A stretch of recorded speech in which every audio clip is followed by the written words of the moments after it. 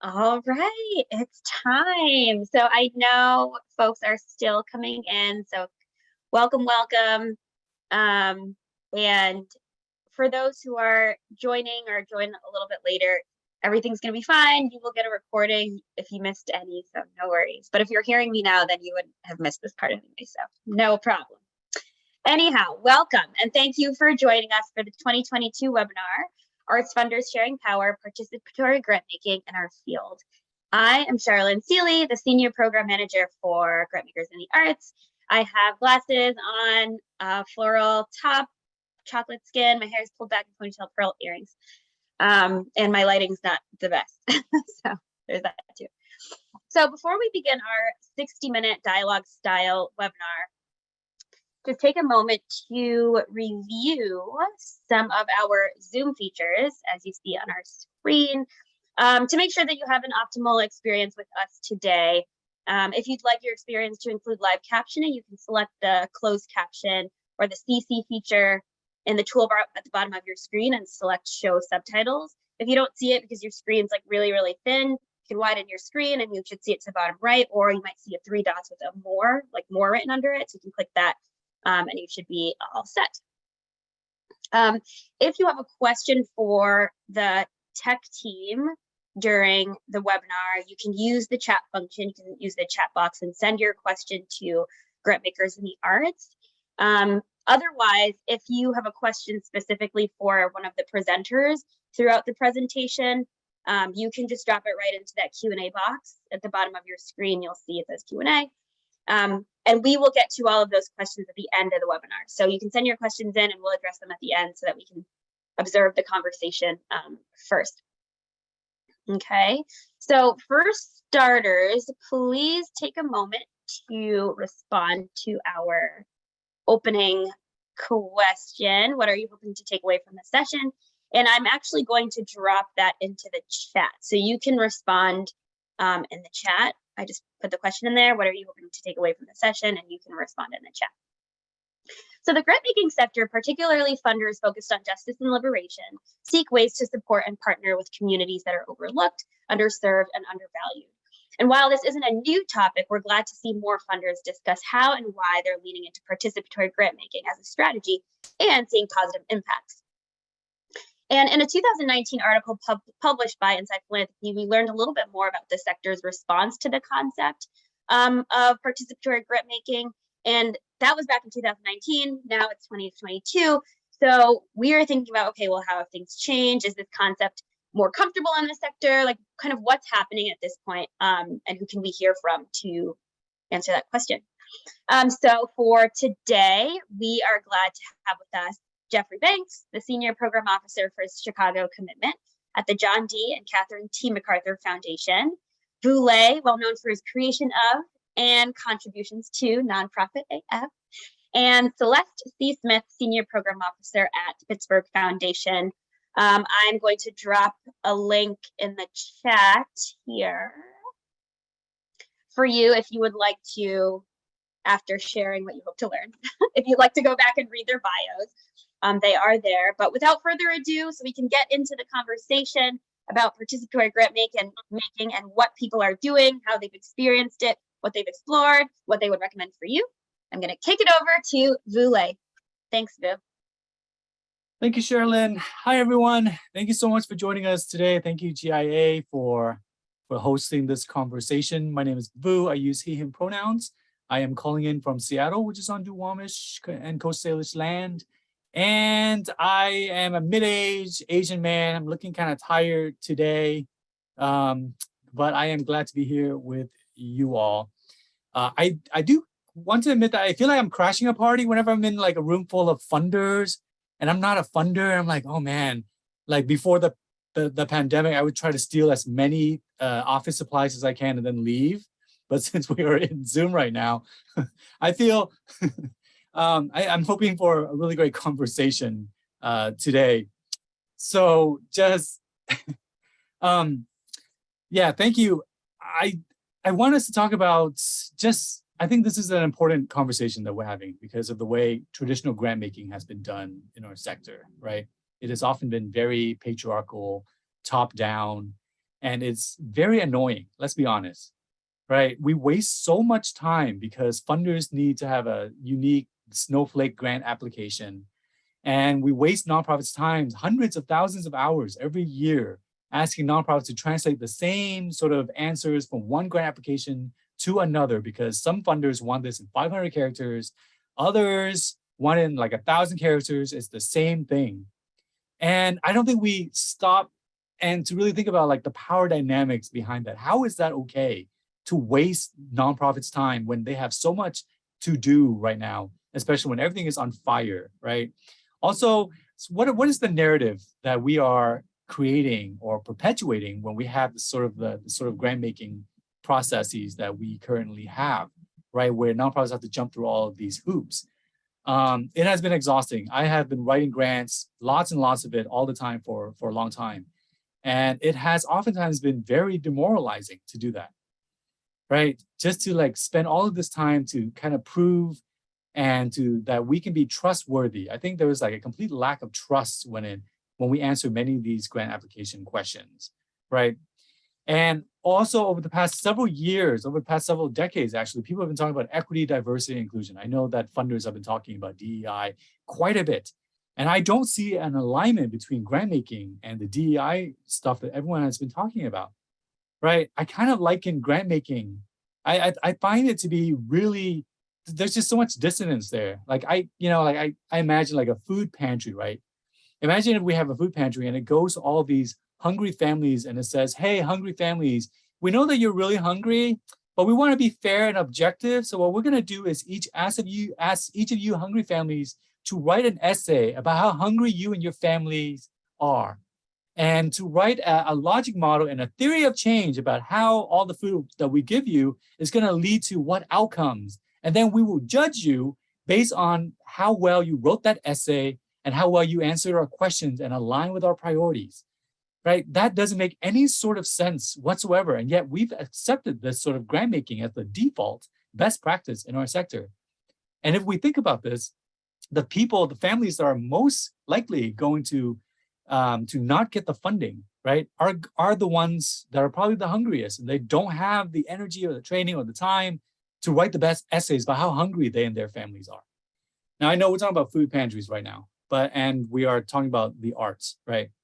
And over the past couple of years, especially during the pandemic, a lot of arts organizations have been asking me, like, what do we matter? What is going on? You know, should we, when everything's on fire, what is the point of us? And I know there's been a lot of existential crises here for a lot of arts organizations who in many ways did everything right. They generated earned revenues and so on. And the ones that depended on grants were the ones that were most likely to be punished and affected during the pandemic. And so we need to have these conversations, and I'm glad to be joined by Celeste and Jeffrey today. So I wanna just to delve right in. Today, we're gonna talk about what does participatory grant making look like? What are the narratives we're trying to shift in grant making? How do we share power? What are some lessons that we can learn from this whole experience, right? And yeah, so let's start with Celeste. Could you tell us a little bit about yourself, Celeste, and then we'll go to Jeffrey, and then I'll dive right into the questions. Hi, my name is Celeste. I use she, her pronouns. I am wearing a blue sweater. I am a shea buttery complected Black woman coming from Pittsburgh, Pennsylvania. I am the Senior Program Officer for Arts and Culture, but I'm also an artist and I'm also an arts administrator. And so I'm grateful to be here today in dialogue with you two. Thank you, Celeste. Jeffrey. Thank you. Thank you so much for having me. I keep saying I'm a big fan of GIA, longtime fan, first-time caller. That's not as funny as life is. I'm a senior program officer at the MacArthur Foundation in the Chicago Commitment, which, as it sounds, is the portion of the foundation, the team that focuses specifically on Chicago, where the foundation is based. I'm calling in from Potawatomi, Ojibwa, and Odawe land. Celeste was asking about my hairstylist in the secret chat. So I will say the way I look is I have glasses, kind of a beige African-American complexion. And my joke is that I'm bringing back the Frederick Douglass look. Let's see. So I work on our culture, equity, and the arts program, which is what we're here to talk about. It is 100% multi-year general operating support for arts and cultural institutions in Chicago. I also work on a program called Advancing Leadership, which is about lifting up and supporting nonprofit leaders, particularly from marginalized and historically disenfranchised communities. I started out as a community organizer. I was a Black Studies major. I like to say that I wake up every morning thinking racial equity, and that's always been the case since going very far back. And now today, I'm looking to apply it at the MacArthur Foundation. Thanks for having me. Thank you, Jeffrey. Thank you, Celeste. Let's dive right into this. For colleagues who may not know a lot about participatory grant making, can you talk about your organization's work around that? And how do you see participatory grant making? What have you done at your organization? How have you shifted the sort of practice towards participatory grant making? I'm going to ask Celeste and Jeffrey to leave your unmute button off so that we can just jump right into and have a conversation, right? So why don't we start with Celeste? Now you're going to hear me saying amen to everything Celeste Yes, says. please. I think that would be great. This is a conversation. I'll just be interrupting. Hey, you're gonna have to call names because I'm always gonna let Jeffrey go first. So, when I think about this piece of participatory grant making, I think it's always been part of my practice and my culture, even before philanthropy, who likes to name everything, named it participatory grant making. Literally, I was stressing myself out about this conversation because I don't necessarily call it participatory grant making. I was like, it's the work, right? And so, you think about these things that participatory grant making does, which is seeding power, which in another way is challenging power structures, right? It's something that is done in the activist community and the organizing community in our households when my son don't want, to do something I told him to do. Right? When you're working with a group of people that's doing, working towards a common goal. So if I'm working with grantees to build a program around something that's going to serve those grantees, low-hanging fruit, we ask the grantees what they would need and how we would help them. And I think about even before that, when I was working in the nonprofit sector, and not philanthropic nonprofit sector, and I was a grantee, the children that was served on, in my after school programming, I would ask them what they needed. And so to me, as a funder, best practices to me is to continue to talk and work directly with the people I'm going to serve. It's something that I brought in and something that was, kind of already there when I got there. And we just worked to kind of flush it out to make it more real. So, thank you so much, Celeste. As always, I'm thankful to GIA to introducing me to Celeste. We found out we're from the same part of Chicago, and so anyway, I'm just saying amen. I invoke the fact that I started out as an organizer and a Black Studies major, very much in line with what Celeste was saying. There are lessons learned from those and other past experiences that I feel like I bring with me to all of the work. In a nutshell, when I started at MacArthur in 2018, the previous president asked the Chicago Commitment Team to take a real look at the arts and culture portfolio as it stood at that time. That was a long-standing program that went back decades. And so, VU has an article, I believe, was shared that just sort of talks about traditional practices in philanthropy and what some of the challenges and obstacles are. And those were exactly the kind of things I think we were trying to get at. We didn't want to just sort of say our approach is racial equity. The goal of the Chicago commitment that I work in is building a more focusing on racial equity in people, places, and partnerships in a more inclusive city, a more inclusive Chicago. We didn't want to just sort of pay lip service to that. We really wanted to have an inflection in a long-standing arts and culture program. And participatory grant making has been a really significant tool in terms of kind of turning the ocean liner from something that had been happening for many, many years to something new, and sharing power with the community that we're looking to serve. And in terms of more transparency and accountability with the communities that we're looking to serve, and sort of redefining the notion of an expert. I think program officers, I will speak for myself, have a tendency to consider themselves subject matter experts. And that doesn't include the voices of experts from the community and in the community who are brought into the actual grant decision-making process. I'll stop, but I'll just say what we actually do is the way I'll think of it. The way I like to think of it is that the power that we are sharing is the sort of gatekeeper role that program officers traditionally share or hold in philanthropy. So my job has changed from a kind of culture of advocacy, where I'm sort of saying, please support my recommendation to the board or to the president. And instead, my role is to engage community members and bring them together and create a process where they're in a position to make that recommendation instead of me. And so it doesn't depend on my subjective view of the quality of the artistic work or anything like that. And it is reliant on voices that aren't usually part of that actual decision-making process.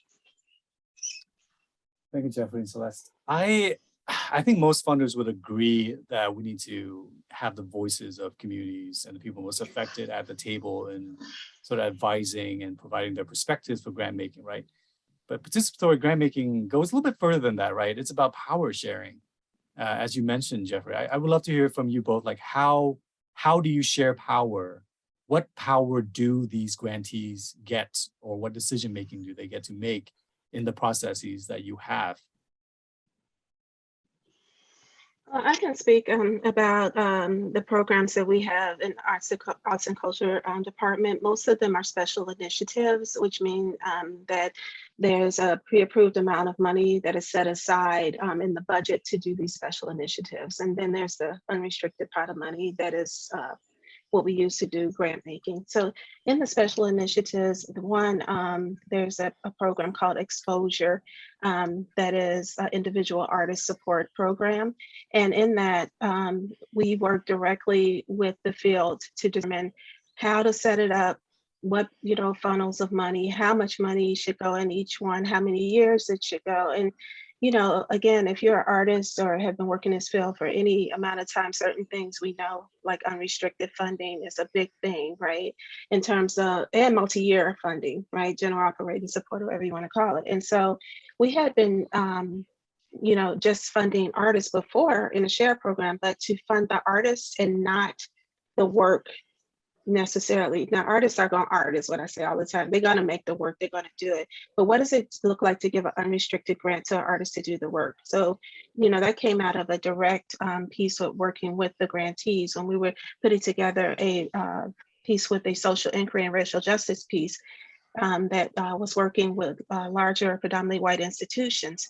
A grantee partner says, well, you can't send artists in there uncovered. You got to have some anti-bias piece that holds accountability. So you'll see these pieces that come up that are directly designed by the field to serve the field, to do the work that they're doing.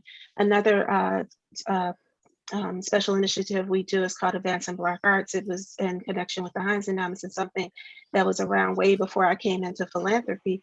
But again, use panel make decisions as with Exposure. So what it is you bring individuals from the field, whether they're practitioners, whether they're curators, whether they're artists or performers, whatever way they play in the field, they come in, they look at the applications, and they make a judgment on what should be funded. And there's never been a time since I've been in philanthropy where that has not been, where they completely make the decision on how the money is going to be funded. So that's the way we do it through the special initiatives at the Pittsburgh Foundation. Thank you. Appreciate that, Celeste. I hope I'm answering two questions. How do you share power? And then what does the process actually look like was in the chat. Hopefully they're kind of related questions. How do you actually share power? One great resource, I have to say, I'm sort of standing on the shoulders of giants, because when I first started at MacArthur, I looked at some of the research work that had been done. The Ford Foundation supported a really helpful piece by Cynthia Gibson called "Participatory Grantmaking Has Its Time Come?" ? That's something we're still grappling with. In that document, there's this really helpful diagram of like a continuum of participatory practices. And so if you can imagine, all the way to the left side of the continuum is not sharing power at all, not participatory at all, very sort of traditional one-way communication with the public. Here's the RFP, you have to fit these criteria, and sort of a black box decision-making process. All the way to the other end of the spectrum is what I kind of call like the People's Choice Award, completely open. Like, it's basically just the public tells us what to support, and we will follow the public's lead. And then it's important to recognize there are very many levels and subtleties along that continuum in terms of sharing power. And so what was helpful, another question was like, what does someone do to get participatory practices started at their foundation? It was very helpful to point out that along that continuum, a lot of funders already do things that are participatory, just like Celeste was saying.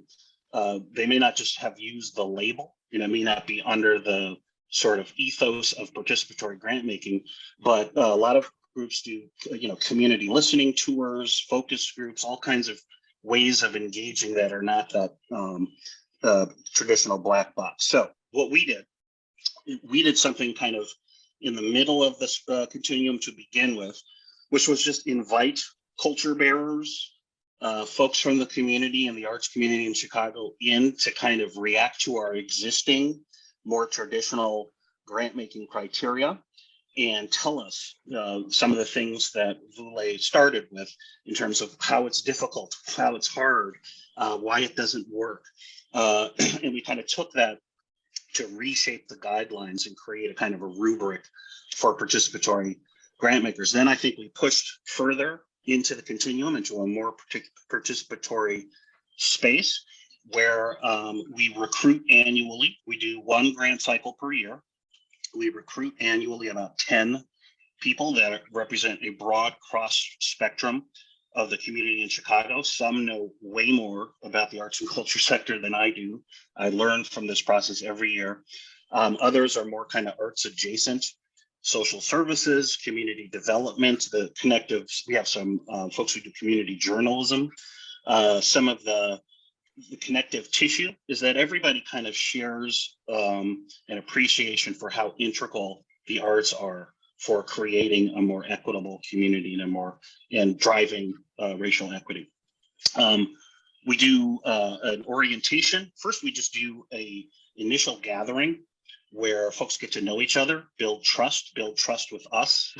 We learned that we had some trust to earn in the beginning. So that's what we get feedback every time. And that was a request that we got, like, give us a chance to get to know each other before we dive into this. We do an intensive orientation session. And then this year, we're just about to go into our next cycle.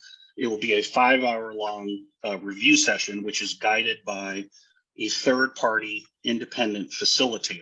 So we step out of the process. We're in the room. We can answer questions, but we don't put our thumb on the scale. I always say we don't get a vote, right? And then I'll stop at the last piece is that we take the participatory grant makers' recommendations, and then we subject it to the foundation's existing sort of due diligence procedures, basic things in terms of IRS compliance and things like that.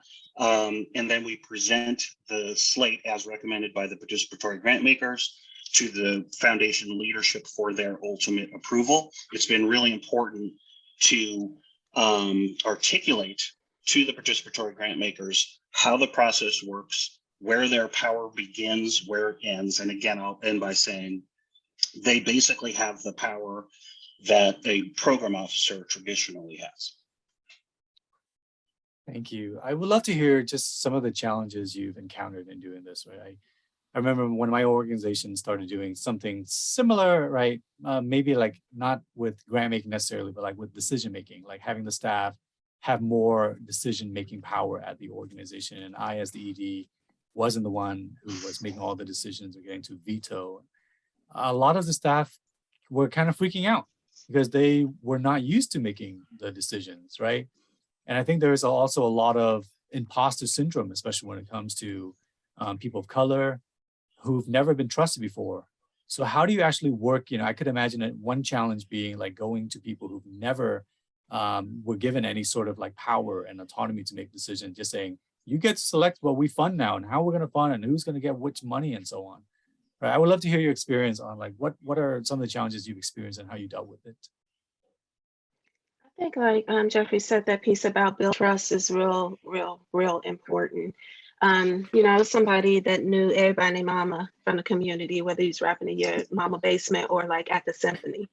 And so I thought like as those relationships was like concrete and they would carry over into philanthropy because I'm still, same OC. But that's not what happened, because when you work for the empire, then all of a sudden you can use the force for evil, right? And so there were times where I remember we were doing a symposium and the thought was, y'all take this and y'all go ahead and do it and come back, not establishing the proper parameters either, because real talk, like it's not the Celeste Foundation yet, right? And so while I'm here at the Pittsburgh Foundation, I gotta like Jeffrey said, like there's the tax stuff, yeah, all of the things, right? And you really do have to establish the parameters. I have to be clear, like, yes, you are, being able to make these selections. However, the final decision actually is with, the president of the foundation in some instances. Other times it's with the board, right? And so if you're not building that trust and you're not being clear about the parameters, a whole bunch of stuff can pop off because we're not understanding, how we do it. One of the other things that I see in the chat too is talking about how do you select people. Normally, we do try to do a diverse swath of people. I look for people that I call, used to call my blindside white people who, who are thinking in the same way, that look at, the arts and funding equitably, and they'll bring that lens in with them. Some of the people though I try to do are national people, because we 1 degree of separation over here in Pittsburgh. And so sometimes that bias that we can have individually, even as program officers, even the grantees can bring it in. And then you get this imbalance of, bias and power that goes on, even though you try to cede power to the community. And so, we bring in a balance of Pittsburgh individuals as well as national based individuals to make that, those determinations. But again, to reiterate, being clear what the parameters are, and also building trust again. And sometimes you have to work together for a minute before you get there, before you actually have that trust. Celeste, right before Jeffrey speaks, has there been instances when the community recommended something and then the board trustees were like, no? Has that? I haven't had it in any of the shared programs where we're doing participatory grant making. Now they'll tell us no second, I be trying to tell them like, y'all already doing participatory grant making when you hire people from the community in a way, like, we're almost there, but not in my experience have I had any thing pulled. There are some things that, because again, if you bring people nationally that may not know things that happen on the ground and you're relying on the opinion of maybe 1 or 2 people from the area to chime in on it, that people may have opinions on, but it has not been that we did not honor the slate of grantees. Thank you. All right, just cut me off if I'm taking too long on these answers, but there's so much here. I'm trying to cover kind of multiple things. Challenges, I just kind of jotted them down. Conflict of interest, so that's well documented. Like, we're trying to get people who are engaged at the community level in the arts. On the good end, if there's a conflict of interest in terms of someone already being a grantee, that means we're reaching communities that we're trying to reach, but that's always a dynamic. Earning trust. So I'm about to hit everyone with a bunch of stuff in the chat. These are some articles that we've shared publicly that get at some of these questions, I hope.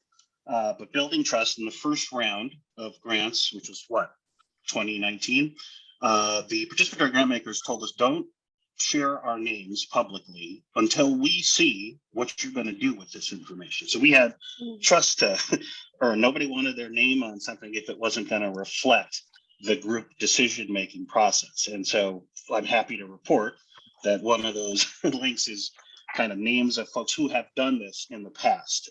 We don't share names publicly until after they've done the work of making their recommendations, right? And then a challenge, I was just reading Vu's article around trust-based philanthropy, et cetera. A challenge is that it can add more time to the timeline in terms of making these grants, because to do it right, you have to give yourself some time to engage with the community in a meaningful way. So I always say I'm a big proponent of participatory grant making. However, there may be contexts where it just isn't the appropriate thing to do if the primary goal is let's get these grants out as quickly as humanly possible because of the crisis that we're in. So there's a dynamic between engaging community on the one hand and the need to get money out as quickly as possible on the other. Real quick, how do we select people? It's multifaceted. We look at other programs that we're doing in the Chicago community, like our leadership programs that we do, and that tends to be a really good source for folks to bring in. We work with external advisors. It's kind of an advisory group for the Chicago commitment, and they recommend folks to be participatory grant makers. We always have a mixture of folks on the panel of about 10 people, of people who've done it before and people who are doing it for the first time. As people cycle off of the panel, we ask them for their suggestions of folks to participate. And then real quick, one of the links has our actual kind of rubric for the participatory grant makers in terms of the actual grant making criteria.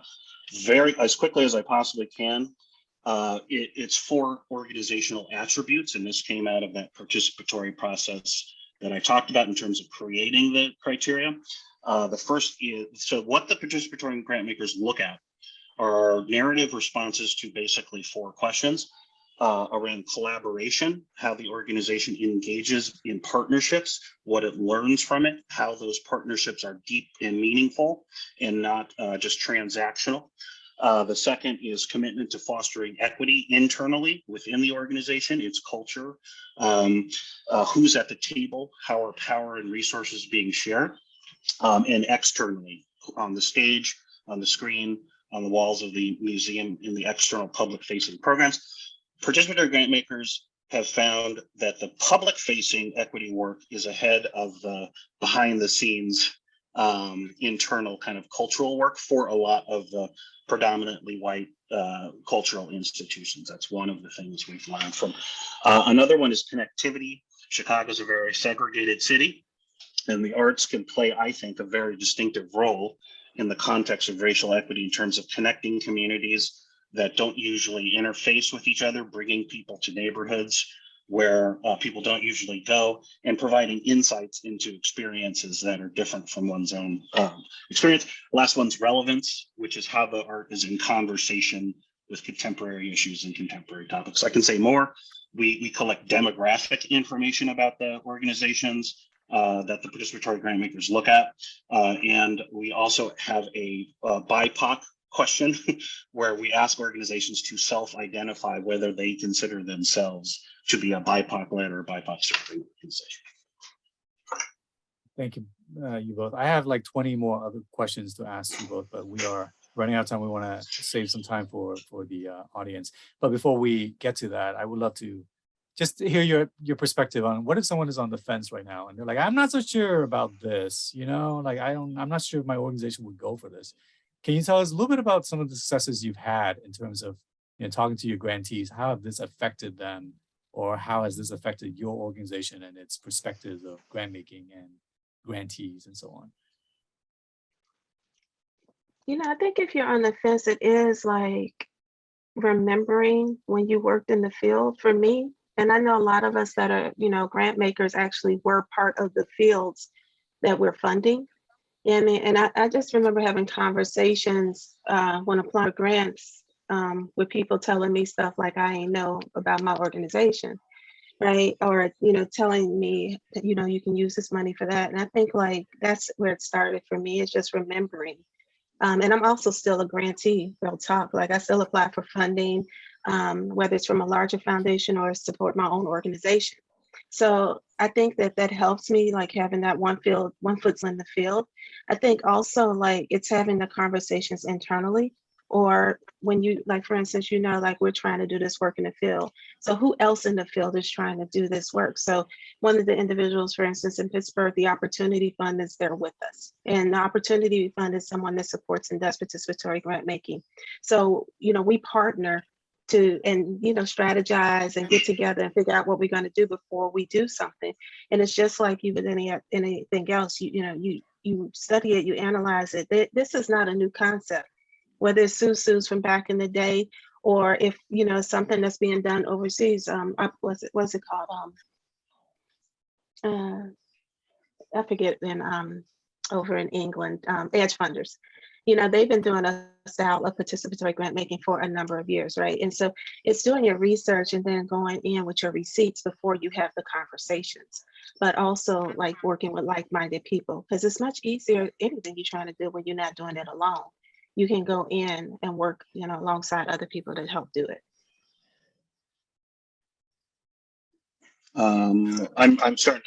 I'm listening to you and reading the chat where there's a lot. I can never do both at the same time. Good news is for folks on the fence, that continuum that I talked about at the beginning, I can share the document. It's commissioned by the Ford Foundation. That was really helpful internally, because what's important is that, and I see some of this in the chat happening, what's important is for folks who are reticent to see that a lot of what they already do falls on that participatory continuum. So people's minds go all the way to the right end of the continuum, where it's like we're giving up all power. People are going to text in their vote and we're just going to do whatever they say or whatever. It's not that. And people get more comfortable with it when they see, oh, we already do grantee convenings. We already bring in people from the outside to help us develop strategy. We already do this, that, and the other. And they start to say, well, what's the difference between participatory grant making and these other things that we already do? The actual nuts and bolts of the review session are not fundamentally different and you can do it the way you want it, that works for you. But we're drawing on things that have already happened in terms of any kind of review panel, selection committee, things that folks are already familiar with. So I would say like the fundamental difference is the goal. Like, what are you trying to achieve? Why are you doing these things? That's what really changes. And the goals shift to sharing power, being more accountable, being more transparent with the communities that you're looking to serve. And again, bringing in expert voices and expanding the concept of what an expert is, so that your mindset shifts from that culture of advocacy, support my thing, says the program officer, to really understanding that by bringing in voices that weren't at the table, that benefits you, that benefits your ability to make better decisions, that changes the decisions that would have otherwise been made in ways that are more aligned with your strategy, if your strategy is racial equity or to be more equitable, et cetera. So I'm going to hit some folks with some more stuff in the chat. This is a bigger, this was a part of the question was like, how are participatory practices being taken up at your institution? A bigger initiative that MacArthur did in response to COVID and in the summer of the murder of George Floyd was a $125 million national and international initiative. And our early experiences with participatory grant making and our arts work helped to inform that work in terms of bringing in a participatory aspect to it. I've got other resources. There's a listserv that I find very helpful. It's an international and national listserv where people can just put the questions that are going in the chat that I see into this listserv. I'll put it in the chat. And I find that a very helpful resource. I'll stop there. Thank you, Jeffrey. In a moment, I'll bring up Sherilyn just to help us field all the many questions in the chat. just listening to you both, I appreciate the fact that MacArthur and Pittsburgh foundations are trying to do something participatory. I think for me, it has been, I guess one of the things that I'm trying to really grapple with, and maybe this is like another conversation we need to have, is like, how do we not recreate the same inequitable grant making practices, in participatory grant making? Because Jeff and Celeste, as you said, there's still these parameters that people have to adhere to, right? And I think in some ways, a lot of us in the field are having an issue with grant making because it's forcing us to play this Hunger Games where we compete with one another for resources. And then the people at the Capitol are like judging us, right? And I wonder, how do we prevent this from happening where participatory is just basically the same Hunger Games, but instead of the Capitol people judging people, it's us judging one another and kind of still perpetuating the Hunger Games in some ways. Like, how do we actually prevent that from happening? I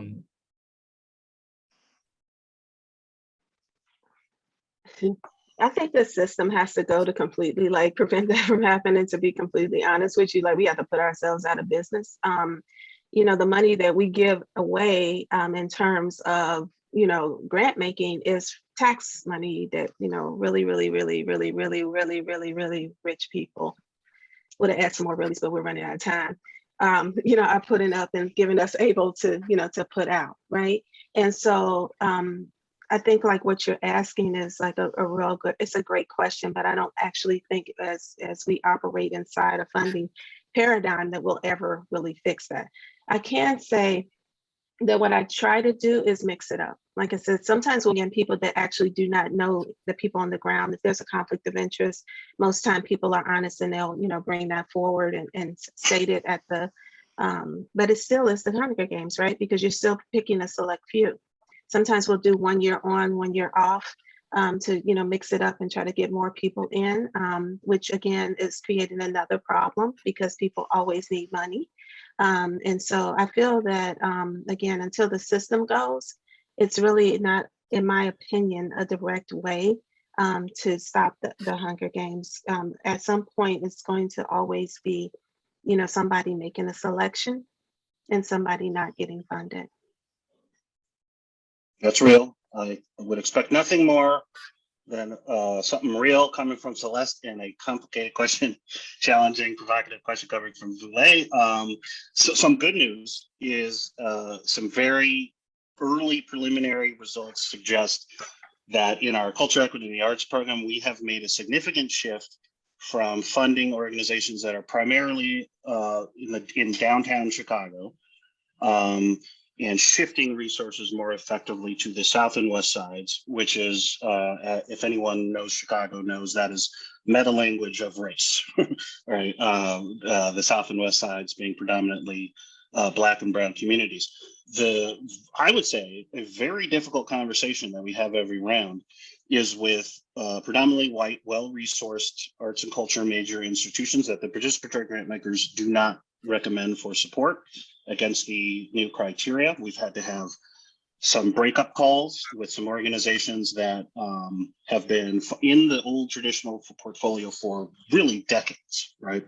And so that, I think, ties into the Hunger Games issue, because we're not saying that we're going to do 100% BIPOC-led, BIPOC-serving South and West Side, but we are distributing those resources more equitably.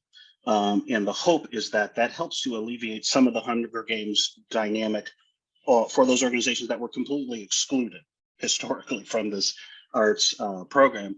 Last thing, I have more gray hair because we're in this really transitional moment now where we worked with some funding partners to distribute MacArthur Arts money in Chicago. Those partnerships are ending after 20 years, and we're looking at a different kind of partnership with entities that are more community-based and more to what Celeste is talking about in terms of their leadership and their organization. Kind of already, we're looking at organizations where the participatory practice have kind of already been there, but we just maybe didn't call it that historically. So I appreciate it, Celeste's comment. So there's more to come in the months ahead. Thank you, Jeffrey. Welcome, Sherilyn. Thank you. So I see that there's still questions coming in both in the chat and in our Q&A at the bottom. But before I get to those, a quick first round thank you. That was a really interesting conversation. I know a lot of people have it's caused even more people to ask questions. People want the chat, people want the resources. So we'll get to that at the end of the webinar. So this is good. I'm going to start off with the Q&A at the bottom of the screen. I'm going to go from bottom to top. The first question was, do you compensate the participants for being on the grant panels? You kind of already addressed that. So we're going to move to the next. In engaging the community to share what they want to be funded. Have you come across any issues with still funding the larger organizations versus the smaller community-based orgs? I wonder if the popularity contest of it all might sway one way, and how is that feedback being sought out? You kind of just talked about that, Jeffrey, talking about West Side, South Side, and kind of where the money's going and the conversations that you've had to have. So if you want to add on to that, that'd be great. But Celeste, I also want to hear from you about that question. Especially it being is it community foundation. So if you have any thoughts on that one.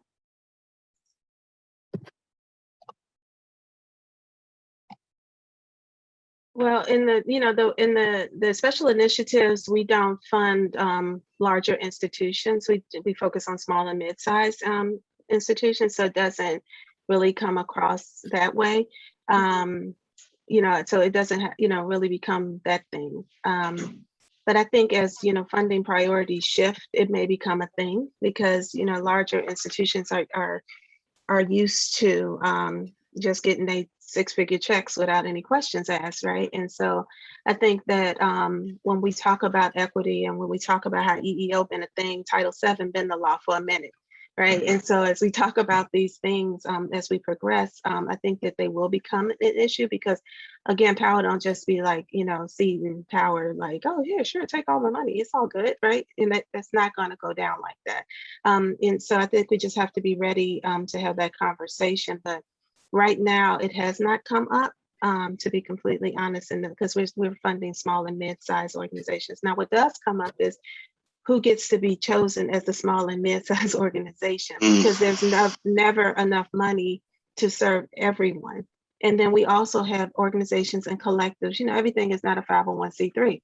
So how are we funding collectives and different organizations that are doing this work and in the community equitably as well? So again, these are still questions that we're grappling with and parsing, because again, there's not ever enough grant money in the portfolio to put out to do everything. So one of the things that we try to do is more than money, and so that's one of the things you see I dropped in the chat, where we give some money to practitioners to do things that could benefit the field. So maybe there's shared services that nonprofits need, all need an admin person, and they want to put in a grant to do that shared services. Maybe there's some financial training. So looking at what is needed, approaching it with economies of scales, and trying to provide in that way is also a way that we do these things.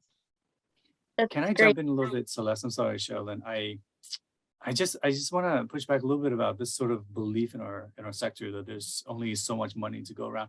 I know with community foundations and so on, or foundations where you have to raise money to give out, that could be true. But I think that we have to get out of this narrative. There's plenty of money. There's over $1 trillion in endowments and donor advice funds, because foundations are only required to give out 5% of their endowments every year. And I really want us just to really push that mindset a bit, and to really push this sort of payout to be increased. Because I don't know, when over the past several years, billionaires have just gotten richer and still avoiding paying taxes. They put into donor advice funds, they form family foundations or whatever. And then I think in some ways we have internalized this belief that there's only so much money to go around, when there's actually a ton of money that's out there that's being untapped. I don't disagree with you at all. I look at even how when COVID hit, and then all of a sudden folks was pulling money out of nowhere, to give money, because it exists there. So I don't disagree with you. And I think it's part of that piece around the conversations that we have to have, not only internally, but even like you said, when we have a platform like this, just always keeping that at the front of mind. when I answer that, like when you give that amount, that's the piece that I was talking about. But you're right, like to reframe that under the understanding that, yeah, y'all got the money, come up off the bag, and it's real. Mhm. Jeffrey, do you want to add? Oh, no, I don't disagree. I actually just recently sent an internal inquiry just around some of this stuff about how much are we doing and how much can we do. A dynamic, in the Chicago commitment where I work, is that we have these kind of 4 different components. Arts is one component, and we're trying to sort of have some parity in the overall strategy in terms of supporting some of the other things that are arts adjacent, like community safety, community economic development, like I said, supporting individual leaders that include arts leaders. So that's just an internal dynamic, but it doesn't go to the larger question. So I also agree, you're not wrong to inquire there. Okay, great. 2 things. One, while you were speaking, Celeste, someone dropped in the chat, does anyone have examples of participatory grant making to individual artists? I know prior to this webinar, we spoke a little bit about, I think, a cohort or fellowship program that's happening at the Pittsburgh Foundation. And also, you are the chair, one of the co-chairs of our Support for Individual Artists Committee. So I don't know if there's anything you want to drop in right now, or we can always follow up to respond to that person's question. Yeah, when I pass the mic, I can look for a link, but yeah, we do directly fund individual artists through the exposure program that we partner with the Opportunity Fund to administer. And again, these are general operating support type grants for individual artists. And the selections are made through a participatory nature, get together with panelists. The other one is Advancing Black Arts, which has probably been around in different iterations for decades, like probably 30 years. And it is a portion of that is, dedicated specifically to funding individual artists as well. So we do have examples of those in the work that we're doing. But again, like you say, there's several examples of it. It's really like kind of doing the math to figure out how to do it. The endowments just launched the individual artist program, and they're a family foundation. It's really on that where there's a will, there's a way piece, and talking to legal counsel about how to get the money out the door. Thanks, Les. So I kind of want to go back to something that you mentioned earlier, and that we all agree upon, or something that you mentioned, Vu, the whole idea of scarcity and that there's not enough money and, blah, blah, blah, fake thing, but it kind of operates, right, all the time. So what are some of the other narratives that you all have encountered or have to deal with when you're doing participatory grant making, when you first started, when you're in the midst of it? Because we've got right now 133 people on our webinar right now, and I'm sure people are kind of at different points. Some things that you would have, like a narrative that you might have had in your mind that you realize, oh, whoa, like gotta get that out of here. And Vu, I also want to bring you into this, some things that you might have seen as well operating. The first thing I think about when you say that, there's always power dynamics at play, right? So, when I first started the foundation, like I'm coming in and you're thinking things have to be a certain way because this is what was there before you come in. You think that stuff is law.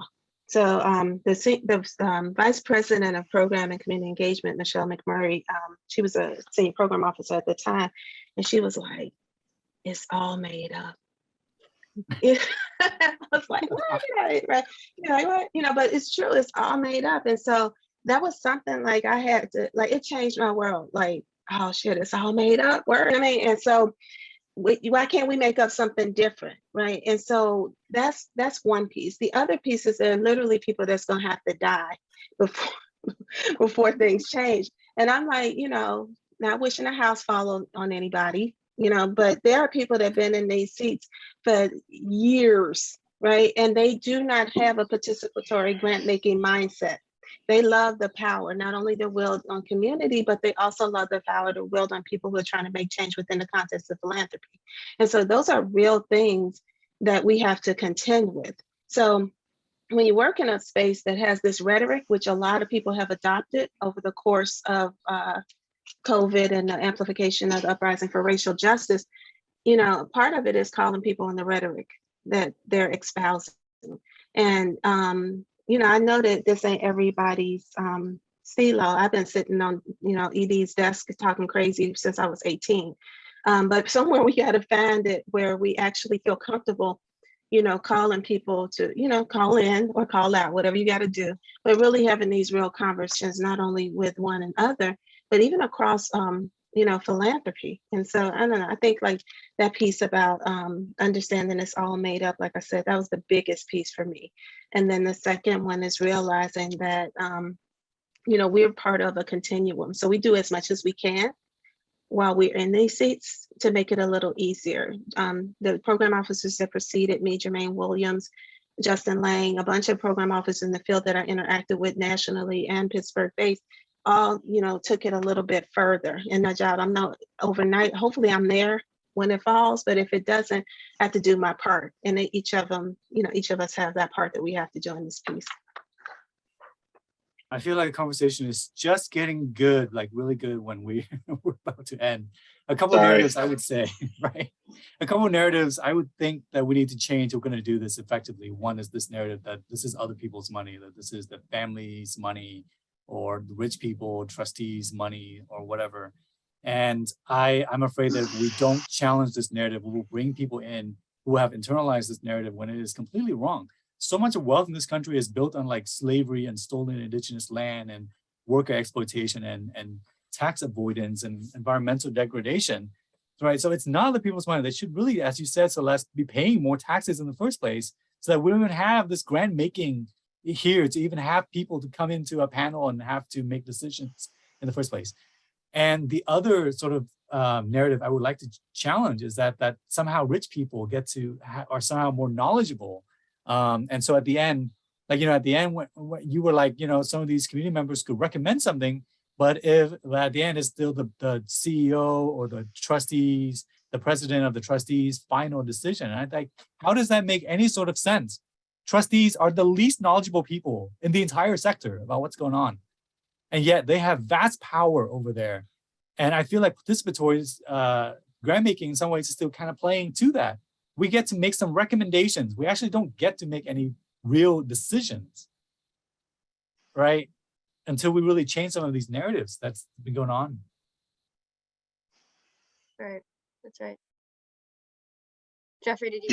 Yes, no, I'm totally nodding my head with you, Fu. An interesting dynamic, just one more narrative, is, this notion of relationship building, which I just feel like folks who apply for grants are conditioned to think, I have to have a relationship with this one program officer. And if I get whatever a good relationship is, that's going to lead to a big boon or whatever. What participatory grant making does, it fundamentally alters that the dynamics of that relationship. And so something I've heard in other contexts is in terms of the reticence of getting into participatory grant making is just that the program officer may know more about a particular organization or organizations than the panelists or the panel. And so just another narrative is like, the program officer is not the keeper of all knowledge that is relevant to making these decisions, and that different kinds of knowledge can totally improve the decision-making process. So not in opposition to what Vu was saying, just sort of another angle on it is, for at least for me, it's sort of a steps process. For the person who is most in a position to give up their own power is a program officer. That's kind of where that's an initial first step, and then we can build towards more institutional power shifting. That's great. We have 1 minute left and more than one juicy question to get to, but thankfully the emails of our presenters will be sent to you after this webinar. So you can also always reach out directly to each of our presenters. So final question, just what is one thing that you would leave people with as we part ways if they're thinking about doing participatory grant making? Like if there was one nugget you could leave each person here with, what would it be? A game-changing nugget, not just any nugget. Woo, no pressure at all. I think it's just that piece about it all being made up, because that was a game changer for me. Because we like to act like this is it, and we worship at the altars of academia, and all of it is made up. And just taking that mindset in to challenge whatever you don't like, whatever you don't think is equitable or just, is half the battle to me. Because if you think that it can't be changed, then it's over. We want looking for transformation, knowing that it's all made up. Right. Thanks, Celeste. I think Celeste should end it with that, but I'll just say it's a difficult, challenging, time-consuming, resource-intensive process that is entirely worth it. So some of the reticence or pushback aside, I think we are making different and better. Our grant making is different and better as a result of the investment in the incorporation of community voice into our decision making. That's great. Thank you. And Vu, take us home. Yeah, thank you so much, everyone. Thank you, Sherilyn and GIA, for this conversation. The last thing I would say is, I feel like we're at this urgent state right now when everything is on fire and we just do not have time for the same bullshit that we've been enduring in this sector. As Celeste said, it's all made up, and it's made up bullshit. And we've just yeah, this is best practice, this bullshit. And I don't want this to be. So let's flip some tables over. Let's kick some ass right now. That's what we need. That's what our communities need us to do. All right. And on that note, thank you everyone for joining us today. That was an incredible conversation. Of course, not enough time. But again, you'll receive a recording of this webinar. You'll receive this slide, which has the email addresses of our presenters. Right now, I'm going to drop the survey into the chat, so you can let us know what you thought. Let us know if you want us to have a part 2. Whatever comments, feedback you have for us, let us know. And please do keep the conversations going. Participatory grant making, narrative change, involving the community in what you're doing, because that's who you're serving. And we are just really glad to be with you today. So we hope that you have a great day, and thanks so much for joining us. Bye, everyone.